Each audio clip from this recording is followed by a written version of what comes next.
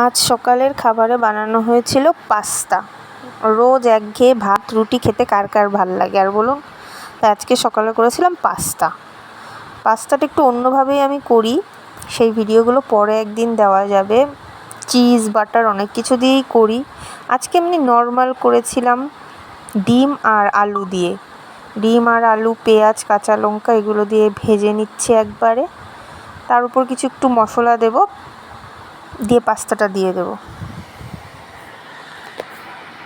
একটুখানি ভাজা হলেই মোটামুটি পাস্তাটা দিয়ে দেব। লঙ্কাগুলো জানেন তো একদম ঝাল নেই। শীতকালের লঙ্কাগুলোতে যেরকম ঝাল থাকে, এই সময়ের লঙ্কাগুলোতে দেখেছি গরমকালে ঝালটা খুব কম হয়। যখন ভাজাটা প্রায় হয়ে যাবে তখন একটু সানরাইসের পাস্তা মশলা দিয়ে দেব, আর হলো গিয়ে একটুখানি অরিগানো দেব, মানে আর চিলি ফ্লেক্স আর অরিগানোও দিয়ে দেবো। এই পাস্তাটা দিয়ে দিলাম, সেদ্ধ করে ঝরিয়ে রাখা পাস্তাটা না সেদ্ধ করে ঝরিয়ে রাখার পর একটু ঠান্ডা জল দিয়ে ধুয়ে নিলে বেশ ঝরঝরে হয়, কড়াইয়ে লেগে ধরার চান্সটা খুব কম থাকে।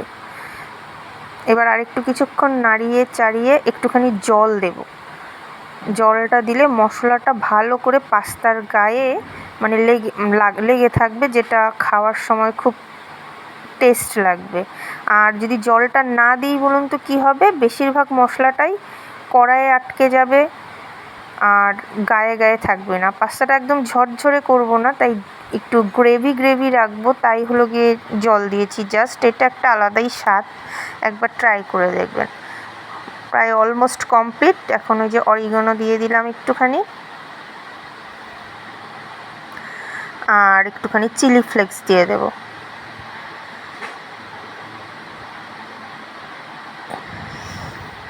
দিয়ে একদম প্রায় মিডিয়াম ফ্লেমে দিয়ে রাখবো।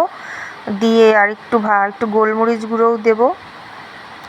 এই গোলমরিচ গুঁড়োটা দেওয়া ঝালের থেকে বেশি একটা ফ্লেভারের, একটা চাইনিজ ফ্লেভার আসে, তার জন্য। এবার কিছুক্ষণ নাড়িয়ে চাড়িয়ে একটুখানি এই 1.5-2 মিনিটের মধ্যে একদম লো ফ্লেমে 1.5-2 মিনিট বসিয়ে রাখবো। এই হয়ে গেল। ব্যাস, আজকে সকালে সবাই খুশি।